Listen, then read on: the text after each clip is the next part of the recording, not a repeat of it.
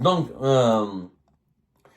Bruno Retailleau, il a parlé aussi que selon lui, ces diplomates français sont maintenant victimes d'une rupture sur le plan professionnel, mais aussi une rupture sur le plan affectif. Il y a l'aspect familial d'après lui. Donc il décrit des diplomates qui sont choqués, qui sont traumatisés, et il ne comprend pas, il fait en tout cas semblant de ne pas comprendre pourquoi l'Algérie veut encore le bras de fer avec la France.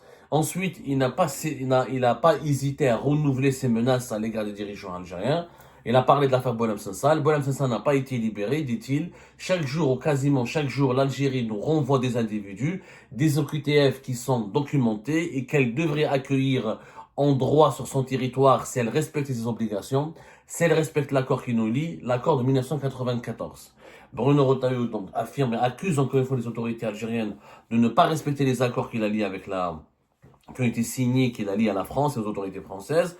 Il y a toujours des individus algériens, des OQTF, et qui sont expulsés par les autorités françaises et que l'Algérie n'accepte pas parce qu'ils n'ont pas de laissez-passer consulaire.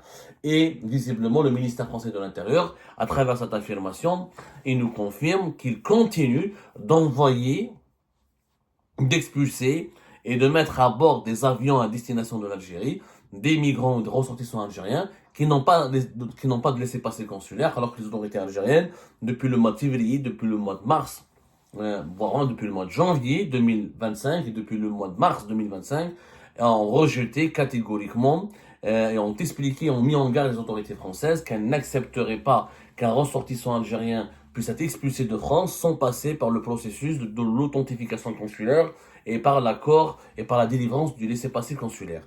Mais malgré ce désaccord persistant et ce bras de fer persistant avec les autorités algériennes, le ministère français de l'Intérieur continue de renvoyer des Algériennes et des Algériens sans laissez-passer consulaire.